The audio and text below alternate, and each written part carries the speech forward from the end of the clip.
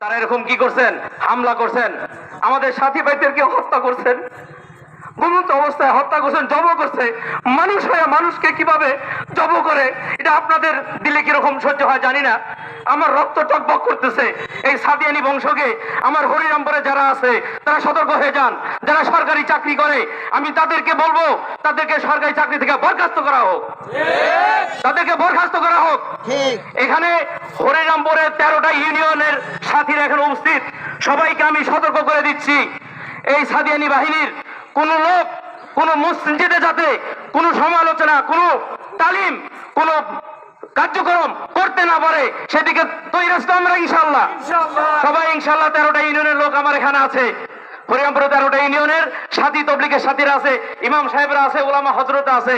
সবাইকে বলে দেই, তাদের কোনো জামাত, তাদের কোনো কার্যক্রম, তালিম, তাদের কোনো সমাবেশ কোনো মসজিদে হতে পারবে